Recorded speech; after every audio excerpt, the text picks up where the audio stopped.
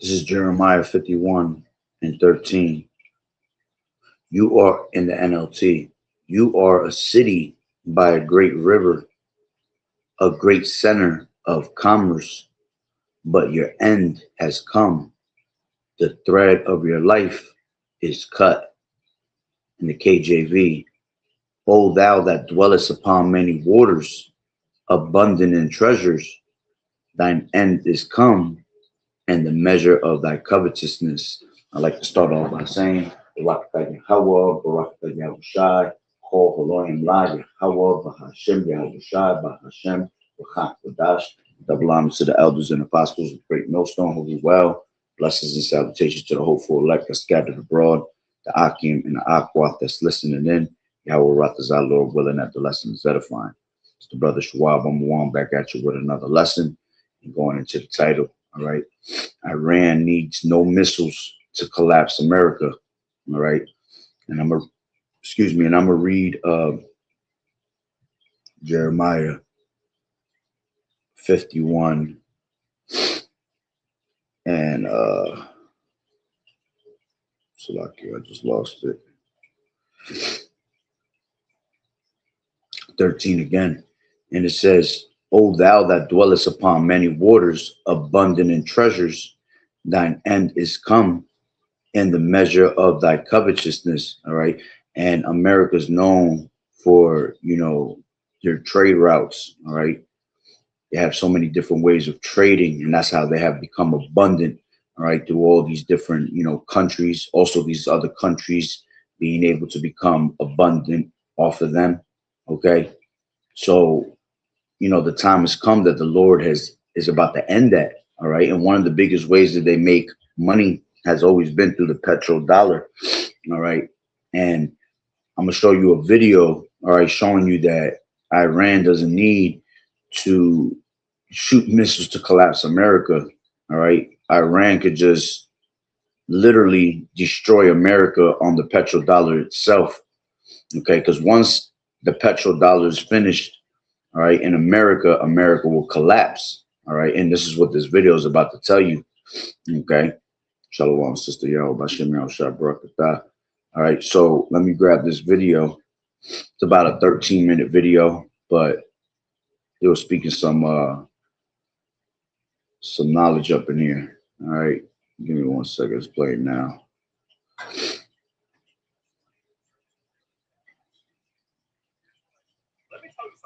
That nobody ever taught you in school. Something that explains more about the modern world than almost anything else you could possibly learn. And I promise you, let me tell you something that nobody ever taught you in school. Something that explains more about the modern world than almost anything else you could possibly learn. And I promise you, once you understand this, you're going to start seeing global news, global conflicts, and global economics in a completely different way. Because there is one single mechanism that holds American power together. One foundation underneath everything. The military, the economy, the political influence, all of it rests on this one thing. And that thing is called the petrodollar system. Most people have never heard of it. And that's not an accident. See, when people try to explain why America is so powerful, they usually talk about the military. They talk about technology. They talk about the size of the economy. And those things are real, but they're not the root cause. They're the result.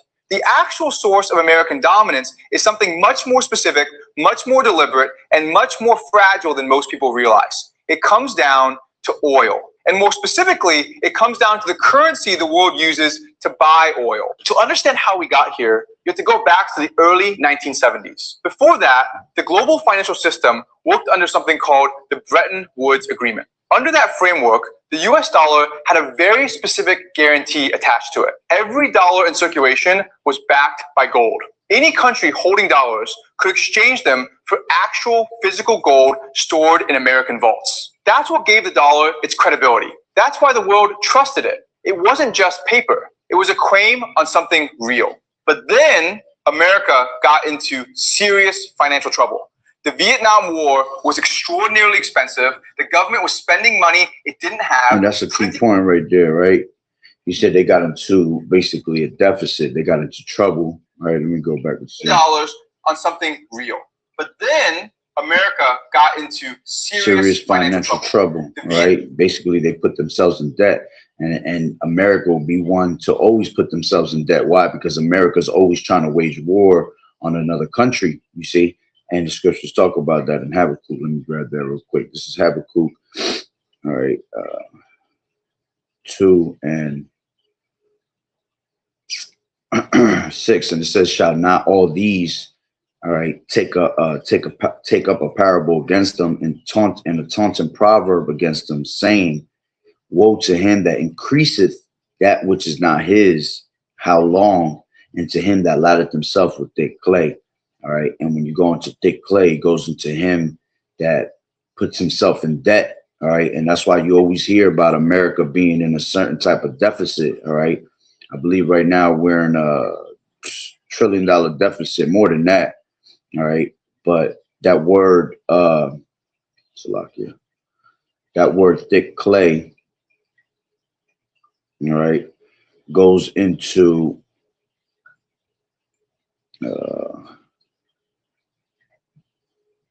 it says weight of pledges, all right, heavy debts, you see, pawned goods, something pledged, okay, something pledged, example, pawned goods, all right, so it goes into just straight debts, period, okay.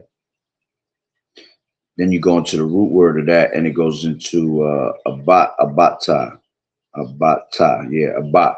All right. It says to take a pledge, give a pledge for a debt. Okay. And that's what ends up happening with America. They'll try to come into certain type of pledges, you know, peace treaties. All right. For the debts. All right. And they always turn back. They turn against it anyway and pretty much put themselves in more debt at the end of the day. All right.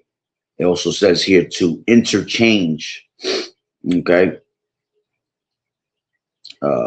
It says Strong's definition. It says to lend, okay, on security, to entangle, okay, and that's what they'll do. You know, in a certain way of lending. All right, they'll tell these other nations that they'll pretty much secure them. Right, they'll have their back.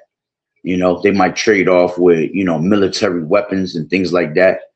All right, it says figuratively to entangle. All right, borrow, break ranks. Fetch, a pledge, lend, surely, right? That's in the Strong's definition. When you go into the Jacenius Hebrew lexicon, it says to change, to exchange. Excuse me. It says to exchange, to give a pledge for anything borrowed. All right. And these are things that America would do. Okay. Well, if you give us this, we'll have your back. If you give us this, we'll pretty much, give you this back in exchange, So with that being said, let's go back to what he was saying. Vietnam War was extraordinarily expensive. The government was spending money it didn't have, printing dollars to cover the gap. And slowly, other countries started doing the math.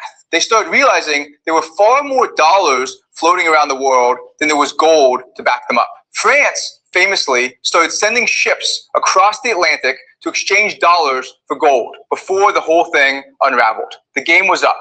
And in 1971, President Nixon made it official. He closed what was called the gold window. The dollar was no longer convertible to gold. Just like that, the anchor was gone. Now think about what that moment actually meant. The dollar was now just paper. It was backed by nothing except faith in the American government. Why would the rest of the world continue to hold dollars? Why would countries price their goods in dollars? Why would international trade continue to be conducted in a currency that no longer had any physical backing? America had a serious problem, a potentially catastrophic problem. Because if global demand for dollars collapsed, the American economy would collapse along with it. So Washington went looking for a solution, and they found one in the most important commodity on the planet. The United States approached Saudi Arabia, and they made a deal that would quietly reshape the entire world order. The terms were straightforward. Saudi Arabia would agree to sell its oil exclusively in US dollars. Every barrel to every buyer anywhere in the world will be priced and paid for in dollars, not pounds, not Deutschmarks, not any other currency, dollars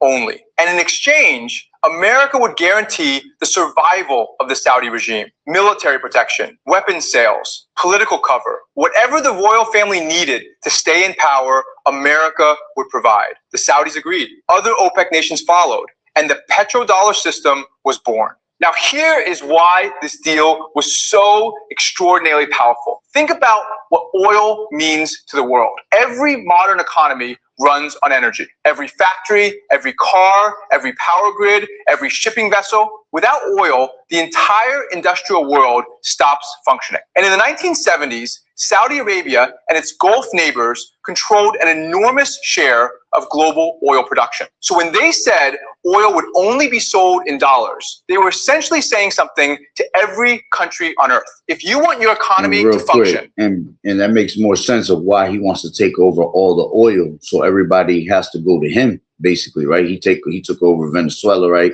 Now he wants to take over Iran, okay? But see, Iran ain't having that. And as a matter of fact, I believe I just heard a video going into, they're doing so bad right now, America, that they actually have to they have to get oil from Russia right now, all right, at a certain price, okay? And hey, the dollar's collapsing. The dollar internationally, it has no value, all right? So everybody's been dealing with the BRICS nation, right? The yuan, all right, rupees, okay, more than they've been dealing with actual, American dollars, okay? And imagine how much, this is why you're gonna have pretty much an increase going into gas and oil here, all right, because now that international dollar is not worth anything. So what's gonna happen is that they're gonna have to come, at pretty much BRICS nations prices. Okay. And what I believe it was, I think they were saying for every dollar in America, it's like $50 in the BRICS nation money. All right. So you need I think it was the way it's being said is for $50 of every United States dollar, all right, equals $1 for the BRICS nation. You see? So go figure how much you're going to pretty much put yourself in a more deficit in your economy. Okay. This is why you're going to have things go up on high prices, inflation. Okay. So you need dollars first. Japan has to get dollars before it can buy energy. Germany has to get dollars. India has to get dollars. South Korea, Brazil, Indonesia, every country that imports oil has to first acquire US dollars. That creates a permanent, structural, global demand for the American currency. Not because people particularly love the dollar, not because the American economy is so impressive, but because the most essential commodity in the world can only be purchased with one specific currency. And there's a second layer to this that makes it even more powerful. When Saudi Arabia and other Gulf states collect all these dollars from selling oil, what do they do with them? They can't just leave them sitting there. They reinvest them.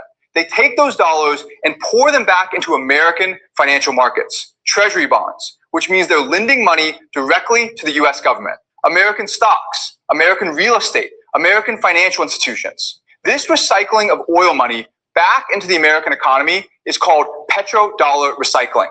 And it is one of the most important. He just said what they got to lend money. See, that's why it goes back into Habakkuk 2 and 6.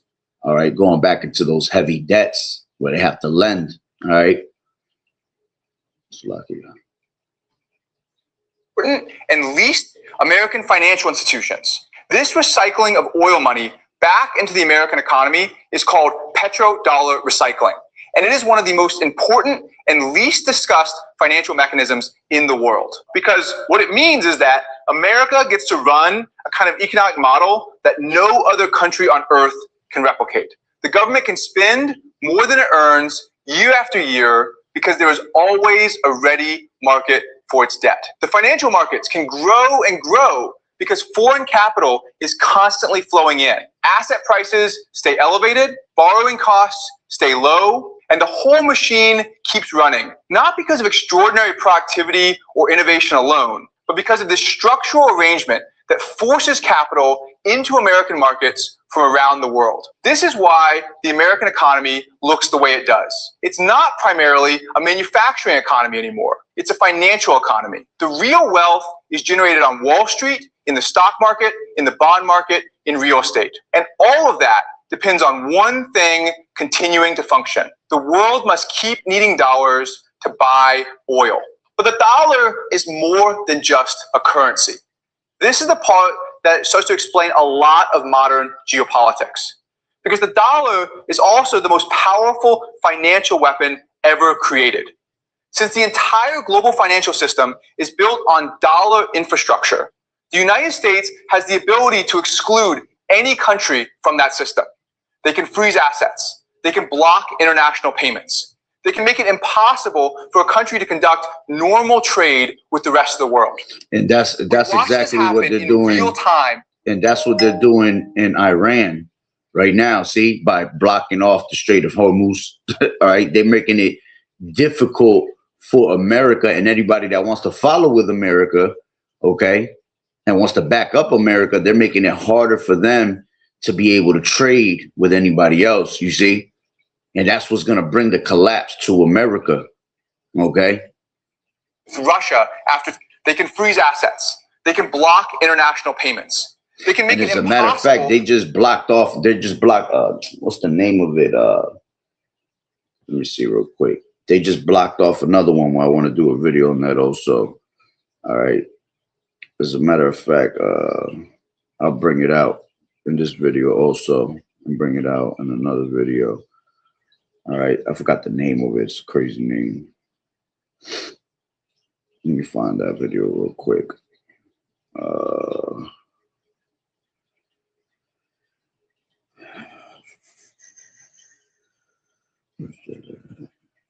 Be right around here.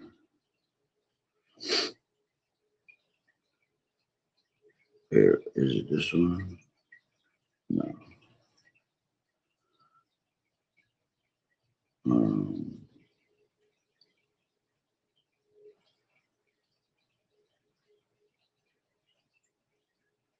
Bear with me, Salakia. Shouldn't be too far in there.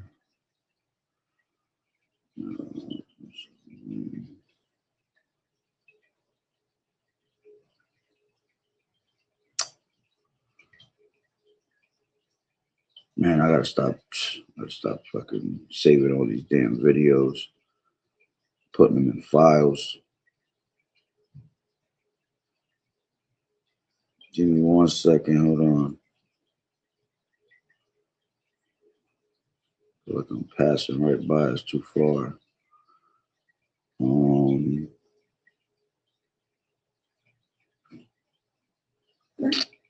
As a matter of fact, I'm not going to spend too much time looking for it.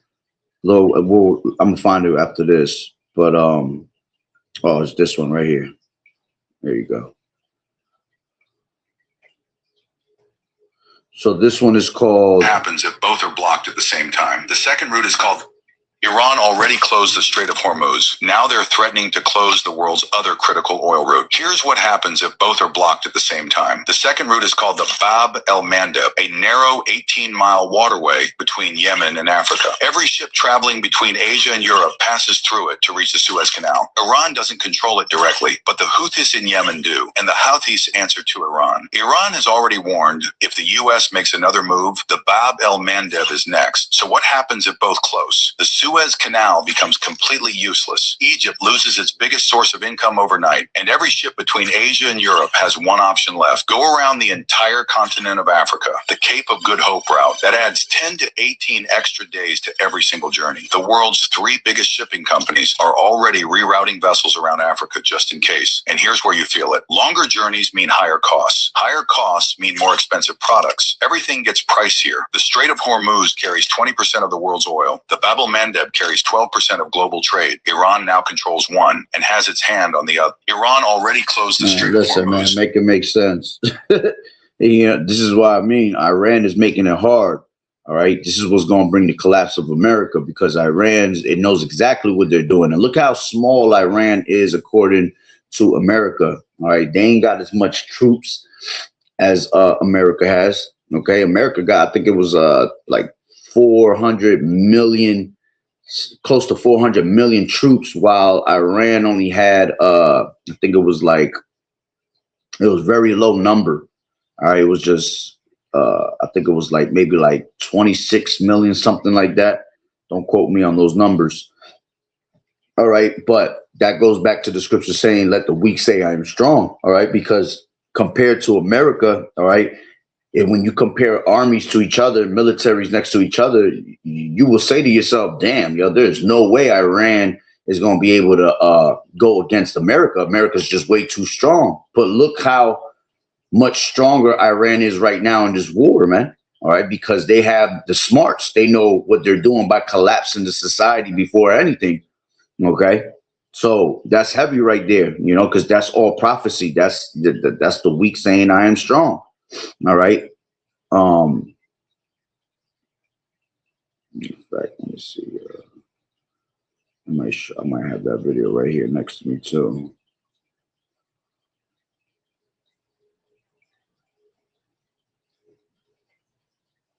Yeah, that one I ain't gonna spend too much time looking for. All right, so let me go back to that video, right? But the dollar is more than just a currency. This is the part that starts to explain a lot of modern geopolitics. Because the dollar is also the most powerful financial weapon ever created. Since the entire global financial system is built on dollar infrastructure, the United States has the ability to exclude any country from that system. They can freeze assets. They can block international payments. They can make it impossible for a country to conduct normal trade with the rest of the world. We watched this happen in real time with Russia after 2022. We've watched it with Iran for decades, with Venezuela, with Cuba. When Washington decides to punish a government, it reaches for the dollar as its first weapon. And that weapon is devastating. But here is the unintended consequence of using that weapon so aggressively. Every time America cuts a country off from the dollar system, every other government in the world watches and learns a lesson. And the lesson they learn is that dependence on the dollar is a vulnerability, that any country at any time could find itself on the wrong side of Washington and suddenly unable to function in the global economy. So they start asking a very rational question. How do we reduce our exposure to this risk? And that question is driving the most significant shift in the global financial system in 50 years. China has been the most deliberate and most serious about pursuing an alternative.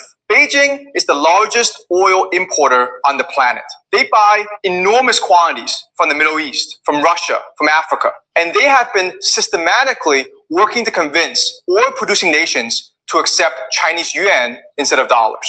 They created yuan-denominated, and that goes to show you how scriptures talk about how China has desired to be just like onto America, because China thinks that they're going to be next. All right, they're going to be next to rule. All right, when in all reality, no one's next to rule other than Yahweh Bashim Yahweh Shai. All right, let me grab this. This is 2nd Ezra, all right, 15 and 47, 46, and it says, "And thou, Asia, that art partaker of the hope of Babylon, you see, and art the glory of her person, woe be unto thee, thou wretched, because thou hast made thyself like unto her, you see, and hast decked thy daughters in whoredom, that they might please and glory in thy lovers, which have always desired to commit whoredom with thee. Thou hast followed her that is hated in all her works and inventions, therefore saith Yahweh," you see. So they want to be just like America, all right? And America, man, is no longer, okay? And America's going to be the last to rule anyway, all right? That's why there's going to be no next for China, all right? Let me grab this. This is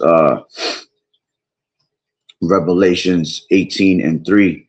All right, as a matter of fact, I'll take it from 2. It says, "And he cried mightily with a strong voice, saying, Babylon the great is fallen, and is become a habitation of devils and the hold of every foul spirit, and a cage of every unclean bird, and I mean of every unclean and hateful bird. All right, and this is the future prophecy that's coming to America. You already see America falling. All right, but there will be a time when America will be completely fallen. Okay, it says, for all nations have drunk of the wine of the wrath of her fornication, and the kings of the earth have committed fornication with her, and the merchants of the earth are waxed rich through the abundance of her delicacies. Okay, and once America's collapsed, right, there's no hope for the rest of these other nations, because that was their powerhouse, that was their cash cow.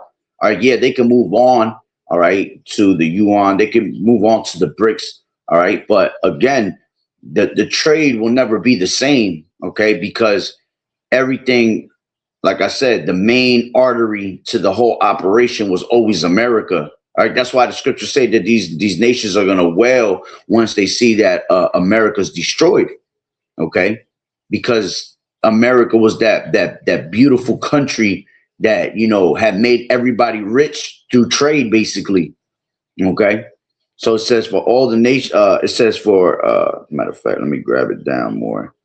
7, it says, how much she has glorified herself and lived deliciously, so much torment and sorrow give her. For she saith in her heart, I sit as a queen and am no widow, and shall see no sorrow. Therefore shall her plagues come in one day, death and mourning and famine, and she shall be utterly burned with fire. For strong is the Lord Yahweh Ba'ashem Yahushua, who judgeth her.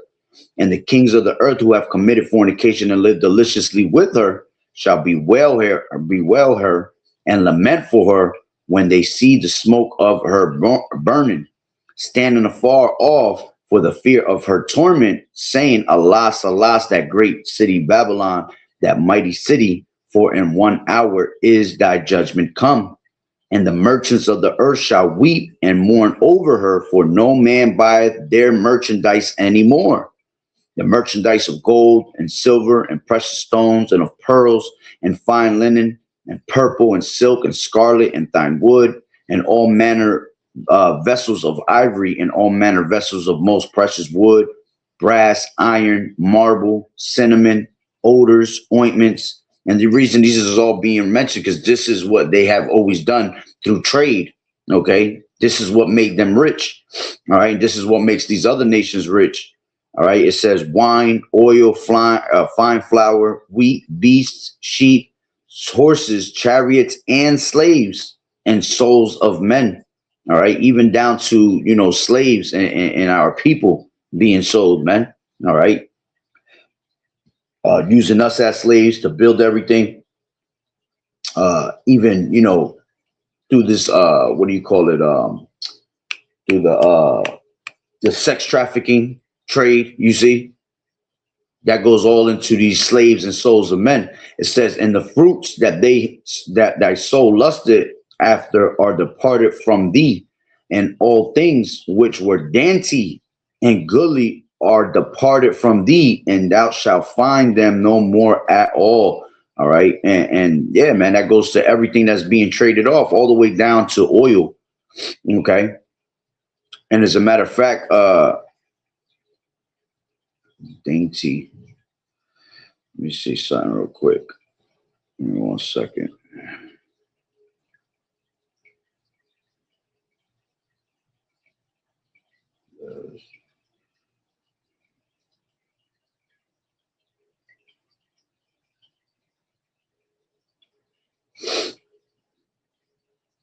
Give me 1 second, real quick.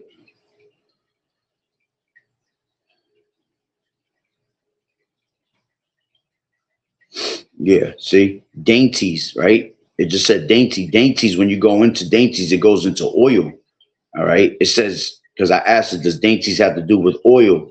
All right. It says, yes, in certain biblical contexts, dainties specifically, and that goes into Genesis, the 49th chapter. All right. Because when it talks about the tribe of Asher, all right, having dainties, all right, that's why Venezuela is part of Asher, all right, and they have much oil. They're rich in oil. Okay, it says are associated with rich, oily, and fat foods. Okay, so rich, they're rich with their monies. They're rich with their foods, all right, and their oil. Okay, it says often that's a crazy word to say, paralleling expressions about prosperity and agriculture abundance, like dipping feet in oil. All right, so let's go back real quick. It says, and all the things which were dainty, okay, and goodly are departed from thee, and thou shalt find them no more. Right? The merchants of these things, which were made rich by her, shall stand afar off for the fear of her torment, weeping and wailing, and saying, Alas, alas, that great city that was clothed in fine linen and purple and scarlet and decked with gold and precious stones and pearls, for in 1 hour so great riches come to naught. Okay. It says, and every shipmaster and all the company and ships and sailors and as many as trade by sea stood afar off and cried when they saw the smoke of her burning, saying, what city is like unto that great city? Okay. And they cast dust on their heads and cried, weeping and wailing, saying, Alas, alas, that great city wherein were made rich all that had ships in the sea by reason of her costliness, for in 1 hour is made desolate. Okay, and that's what's going to come to America, man. This place is going to be done in 1 hour, destroyed in 1 hour. All right, so let's go back to that video and finish that off. It's about 4 minutes left. Oil futures contracts. They've been theoretically working to convince oil-producing nations to accept Chinese yuan instead of dollars. They created yuan-denominated oil futures contracts. They've negotiated bilateral currency arrangements with trading partners across Asia, Africa, and the Middle East. Russia, after being hit with sweeping sanctions, moved quickly to price its energy exports in rubles and yuan. Iran has been trading outside the dollar for years, and smaller countries that feel vulnerable to American pressure are quietly building alternative payment infrastructure. Meanwhile, the relationship between China and the Gulf states has undergone a dramatic transformation. Chinese investment is flowing into Saudi Arabia, into the UAE, across the entire region. Trade ties have deepened enormously. Technology partnerships, infrastructure projects, energy agreements. The economic center of gravity in the Middle East is gradually shifting eastward. And Saudi Arabia, which for half a century has been the cornerstone of the petrodollar system, is now openly diversifying its relationships in ways that would have been unthinkable 20 years ago. And that's heavy because that means that they're not no longer, they slowly moving away from America, moving away from helping America, and they starting to deal with these other nations because they start to see that America is just too much problems, man. All right. Because that's exactly what America's doing. It's just causing more problem after more problems. All right. And this is why eventually the allies of America are going to turn against them. Okay. Going to turn against them. They're going to go to these other nations. All right. And eventually they're all going to conspire together, okay, to basically come up with a master plan to destroy America. All right, because they're basically saying it's either us or them. If we don't do nothing against America, these damn devils going to come over here waging war, right? And if we all just sit down together and conspire against her, we're going to miss her. But, you know, to their mindset, everything is going to be safe on their end, you see? They'd rather risk losing America than risk losing their economy, period. Okay. And they just don't understand that no one's going to be next, you know, because Yahweh Bashem Yahweh Shah is going to intervene, period, and destroy all these nations. Okay. It's just that Babylon the Great and our homeland out there in Israel, all right, is going to be annihilated completely. All right. Because of the wickedness that they have brought upon the earth. Okay. This is the real story underneath so much of what you see in the news. The tensions, the realignments, in way shifting eastward. And Saudi Arabia, which for half a century has been the cornerstone of the petrodollar system, is now openly diversifying its relationships in ways that would have been unthinkable 20 years ago. This is the real story underneath so much of what you see in the news. The tensions, the realignments, the competition for influence across Africa, the Middle East, Central Asia. Underneath all of it is a struggle over the future of the global currency system. And the stakes couldn't be higher. Because here is what actually happens if the petrodollar system breaks down. If oil exporting nations begin accepting yuan, euros, gold, or other currencies at significant scale, the global demand for dollars starts to shrink.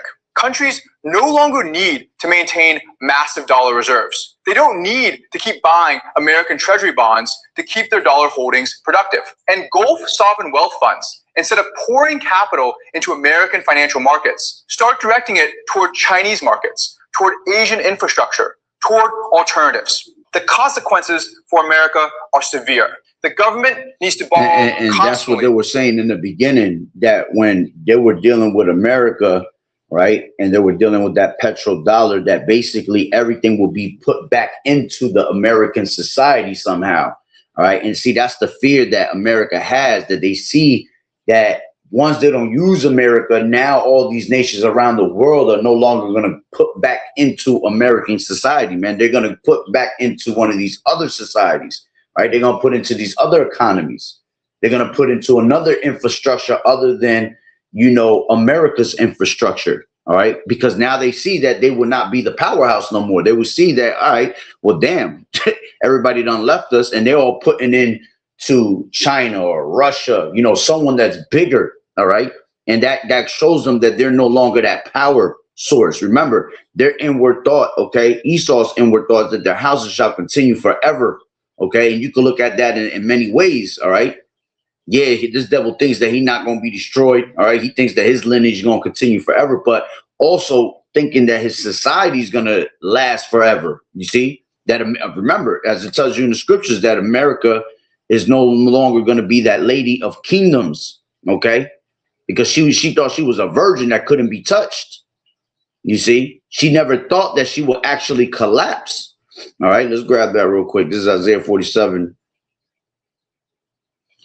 And 1, it says, come down and sit in the dust. All right. Which dust represents confusion. All right. And Babylon goes back to the word Babel, which Babel means confusion. Right. So it's going to return upon its own head. Excuse me. It says, O virgin daughter of Babylon. Why is she being referred to a virgin? Because she has never been touched. Okay. She has never felt. She's so spoiled that she's never felt, you know, a true destruction, a true collapse. Okay. It says, sit on the ground. There is no throne, O daughter of the Chaldeans, for thou shalt no more be called tender and delicate. You see, let's drop down to 6, 7. It says, and thou said, I shall be a lady forever, so that thou didst not lay these things to thy heart, neither did I remember the latter end of it. Therefore, hear now this, that thou art given to pleasures, that dwellest carelessly, that say in thine heart, I am and none else beside me. I shall not sit as a widow, neither shall I know the loss of children. All right. NLT says, listen to this, you pleasure-loving kingdom, living at ease and feeling secure. All right. And why have they been living at ease? Because they've been making money off the whole entire world. Why have they been feeling secure? Because they're military government. All right. Because all this money that they have, everything that they own, right? Esau's got the fatness of the earth. All right. It says, you say, I am the only one and there is no other. I will never be a widow or lose my children. Well, both of these things will come upon you in a moment, widowhood and the loss of your children. Yes, these calamities will come upon you despite all your witchcraft and magic. All right. Yeah, because their great abundance has come through a lot of enchantments, man. All right. There were a lot of sorceries, all right, rituals and shit. Okay. And that's why, that's why the Lord is about to intervene. All right. As the scriptures say, because of riches, injuries and riches gotten by deceit. Okay. The world is translated from one people to another. All right. The kingdom is translated from one people to another. Okay. And Esau was the end of the world, and Jacob was the beginning of it that followed it. So what you see is a transformation between kingdoms, from a wicked kingdom of Esau going to the hands of Yahushua. Okay. Because even though physically Yahushua not here, okay, this word is here, and this word being spoken was transferring the kingdoms, okay, through the spirit and power of Yahweh Bashem Yahushua. All right. So let's go back. 47, Isaiah 47 and 11, and it says, therefore shall evil come upon thee. All right, as a matter of fact, let me take it from NLT. So disaster will overtake you and you won't be able to charm it away. Calamity will fall upon you and you won't be able to buy your way out. See, and that's how they've always done these things, man, trying to buy their way out. That's why they're in so much debt. All right, because the moment they become in debt, they'll go and wage war against another country, take their resources, and now they're able to what? They're able to buy their way out. They'll trade off more. All right, well, you do this and we'll give you that. Okay, there's no more of that, man, because all these nations are pretty much tired of it. Right? It says you won't be able to buy your way out. A catastrophe will strike you suddenly, one for which you are not prepared. All right. Why? Because they've been so spoiled. Now use your magical charms. Use the spells you have worked at all these years. Maybe they will do you some good. Maybe they can make someone afraid of you. All the advice you receive has made you tired. Where are all your astrologers, those stargazers who make predictions each month? Let them stand and save you from what the future holds. You see? But they are like a straw burning in a fire. They cannot save themselves from the flame. You will get no help from them at all. Their hearth is no place to sit for warmth. And all your friends, those with whom you've done business since childhood, will go their own ways, turning a deaf ear to your cries. And that's the allies basically going away from them. You see, that's the world turning away from America, period. Because at the end of the day, all right, what really happens to a true whore, right? Because America's that whore of Babylon, right? The mother of all harlots. What happens with a whore in real life? She becomes a lonely bitch, right? She ends up, she always crying about how she can't find love. She can't find this, and she becomes lonely at the end of the day and pretty much dies alone. Or that's what's going to happen to America. You see, you had all these nations at once, right? You had all these lovers on your side at one point. All right. But now it came down to the point where you burned your bridges. All right. And you became that lonely whore that sat in the dust, all right, in total confusion. Why? Because the pride of thine heart has deceived thee, okay? So let's go back to that, finish that. To cover its annual markets, toward Asian infrastructure, toward alternatives. The consequences for America are severe. The government needs to borrow constantly to cover its annual.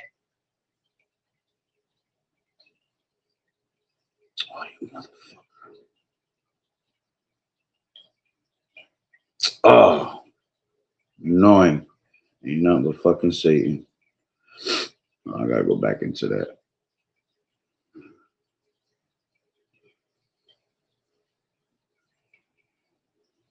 Never, and I mean never, say sorry to bother you. Sorry to bother you. I appreciate your time. Sorry to bother you.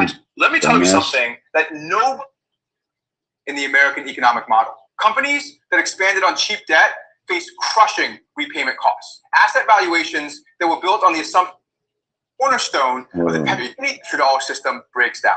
If oil exporting nations begin accepting yuan, euros, gold, or other currencies at significant scale, the global demand for dollars starts to shrink. Countries no longer need to maintain massive dollar reserves. They don't need to keep buying American Treasury bonds to keep their dollar holdings productive. And Gulf sovereign wealth funds, instead of pouring capital into American financial markets, start directing it toward Chinese markets, toward Asian infrastructure, toward alternatives. The consequences for America are severe. The government needs to borrow constantly to cover its annual deficits. That borrowing depends entirely on there being strong global demand for U.S. debt. If that demand weakens, interest rates rise, and rising interest rates destabilize almost everything in the American economic model. Companies that expanded on cheap debt faced crushing repayment costs. Asset valuations that were built on the assumption of cheap money forever start to look completely unrealistic. The stock market, which has become the primary measure of American economic health and the primary source of retirement wealth for ordinary Americans, becomes deeply vulnerable. And then confidence becomes the real issue, because financial systems at their deepest level run on belief. The dollar is powerful because people believe it's powerful. American financial markets attract capital because people believe they're the safest place to put money. The moment that belief starts to seriously erode, the dynamics can shift faster than anyone is prepared for. Confidence doesn't leak out slowly and then collapse slowly. It leaks slowly and then evaporates overnight. Now, I want to be honest with you. This is not something that's going to fully play out in a year or two. The dollar is deeply embedded in global trade, in financial contracts, in banking infrastructure built over decades. There is no ready replacement that the world can seamlessly switch to tomorrow. The yuan has real limitations. Chinese capital markets are not fully open. Europe is too fragmented. These transitions are slow and complicated. But slow is not the same as not happening. And the direction is unmistakable. More energy deals outside the dollar every year. More countries building payment systems that bypass American financial infrastructure. More governments quietly reducing their dollar reserves. More sovereign wealth funds diversifying away from American assets. The foundation is not collapsing, but it is being steadily, deliberately, and systematically undermined. Every major geopolitical story you follow connects back to this. Why does America maintain such an enormous military presence in the Middle East? Why does Washington react so aggressively to any country that tries to price oil in another currency? Why is the competition between the US and China so intense and so broad, covering everything from semiconductors to undersea cables to African infrastructure loans? Because underneath all of it is one question that determines who holds real power in the 21st century. And that question is simply this: what currency does the world use to buy energy? Whoever controls the answer to that question controls the global economy. They control who can be punished and who can be protected. They control which governments survive and which ones struggle. They control the flow of capital, the cost of borrowing, the fate of financial markets across the planet. America has controlled that answer for 50 years. And right now, the first time. And that's why you got, and that's why you got Iran cutting that off, cutting that leg off. You see, that's why they have made it hard for them over there in the Strait of the Hormuz, right? And the other one was the, I forgot the name of it again, but I played it earlier in the video, all right? Now, by them doing that, that's what's going to cut the, that's why America's about to collapse. That's what's going to cut the whole leg off of America, all right? And that's when you're going to see them completely fall, all right? Because they no longer have that power to control all of that anymore, okay? Especially with all these nations, especially their allies, starting to find a way to go to these other nations, okay? Because they see America is so damn greedy that they play themselves out, man. They put these other economies and these other nations into, put them in a predicament where they don't need to be in. These people trying to look for peace, right? As in these people trying to keep the flow of life going, okay? Which I did a video about 3 weeks back on that, all right? And it was talking about how China, that's why they're so successful, because you don't see China going out there to wage war on people. China always trying to find a way to build the infrastructure to make another economy even better, you see? Where as opposed to America will always try to destroy these other companies, these other countries, okay, and economies to keep theirs afloat and make theirs stronger and stronger and stronger, you see? That's why it has to fall. That's why it has to fall, because you have taken your level of power to a whole nother range, man. There's got to be a balance, all right? There's no balance with America. These other nations, at least they'll sit there and they'll somehow come up with a way to help each other out. America doesn't want to be helped out. America wants to be the one that you go to. I'm the one and that's it. If you ain't messing with me, well, then this is what they'll do. They'll go to your backyard, all right? And they'll come with their military troops and their military tanks and they start waging war on you. You see? And that's why the scriptures say, that was the end anyway. In half a century, that control is genuinely being challenged. Exactly. That control is being challenged. And is being challenged by Iran. And Iran alone, Iran hasn't even had the help of Russia and China yet. Imagine if they were to come behind Iran and help, it'd be a wrap for America, like that. But Iran is showing how weak they were and now how strong they are by just making certain moves on the chessboard, all right, which is ultimately Yahweh Bashim Yahweh Shai, all right? Because remember, the scriptures talk about how the Lord could take something that's so low and bring it into power, right? Is that not what he did with Esau? You know, he the basis of men, you know, he children of fools, you know, and he put them to be the rulers of the world, okay? Took us, that was the top, you know, nation, the royal priesthood, and brought us so damn low. So he's showing you through Iran some power right now, how he could take someone like Iran, so small compared to America, and destroy something so powerful, okay? As a matter of fact, that reminds me of this, 1 Corinthians, all right, which this is talking about us, all right, but just look at it in a spiritual sense of what I'm saying, all right? This is 1 Corinthians 1 and, where is that at? 27, right? 1 and 27 in 1 Corinthians. But Yahweh has chosen the foolish things of the world to confound the wise, and Yahweh has chosen the weak things of the world to confound the things which are mighty, and base things of the world and things which are despised has Yahweh chosen, and things which are not, to bring to naught things that are, you see? And that, again, that's talking about how the Lord uses his prophets, right? Because we're at the bottom of society, but he uses us to confound the wise. He uses us to confound those that are mighty, all right? But you can use this sense right now spiritually and how he's using Iran, something so weak, right? To confound those which are so mighty right now, okay? And that does not mean that that the Lord is dealing with Iran and these other nations. And no, I'm just using that as a spiritual sense right now. Okay. So the Lord is using something so weak and can make it so strong. And that's why the scripture saying in Joel, let me just grab that real quick. All right. Joel 3 and 9. Right. Proclaim ye this among the Gentiles, prepare war, wake up the mighty men, let all the men of war draw near, let them come up, beat your plowshares into swords and your pruning hooks into spears. Let the weak say, I am strong. Okay.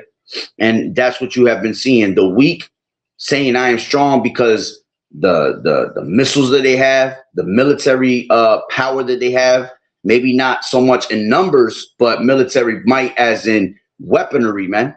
Okay. And they were once quiet. Okay. And now they're what? They are made strong. They're making a lot of noise, all right, which they were always in some type of war with them anyway, all right? But you basically had all these years Iran in the cut just preparing for a day like this, a time like this, okay? Which it was really Yahweh Bashim Yahweh Shai, all right, preparing them for war because the time of prophecy will come to play out, okay? And this is the stead measure being fulfilled right now, as the scriptures say, you know, the Lord stirs them, and he does not stir them to the set measure be fulfilled. All right. So for a while, all these nations weren't able to be stirred up into these wars and be able to cut off Babylon. Why? Because it wasn't that time yet. Prophecy was still in full effect, but we're on the Lord's time, man. All right. So we're not on our time. We're not on our time of the watches on our hands, man. All right. We are in Yahweh Bashim Yahweh Shai's time. So whenever the Lord came to bring that prophecy to pass, it was going to come to pass. And it's happening right now. All right. That's why, you know, we've been telling you that this war is going to lead. All right. What's going on with Iran is going to lead to World War III. Okay. It's going to lead to the beast taking the whore. It's going to lead to all these nations around the world coming up against Babylon the Great. All right. Because the pride of thine heart, that their heart has deceived them, man. They have said to themselves, they're a God and there is nobody else beside them. Okay. So yeah, that's pretty much the point I just wanted to make. Let me see. I grabbed this. I ended with this. This is Jeremiah. Because like I said, that was an interesting video I passed by. It just came out randomly on my feed on the YouTube. This is Jeremiah 5 and I'll take it from 7. It says, Babylon has been a golden cup in the Lord's hand that made all the earth drunken. The nations have drunken of her wine. Therefore, the nations are mad. Babylon is suddenly fallen and destroyed. How for her? Take balm for her pain. If so be she may be healed. We would have healed Babylon, but she is not healed. Forsake her and let us go everyone into his own country, for her judgment reacheth unto heaven and is lifted up even to the skies. All right. When you read that in the NLT, it says, I'll take it from 7. It says, Babylon has been a golden cup in the Lord's hand, a cup that made the whole earth drunk, and the nations drank Babylon's wine, and it drove them all mad. But suddenly Babylon too has fallen. Weep for her, give her medicine. Perhaps she can yet be healed. We would have healed her if we could, but nothing can save her now. All right. And there's nothing that can save America. America's on a full collapse right now. All right.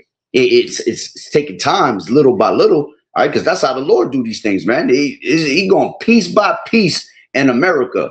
OK.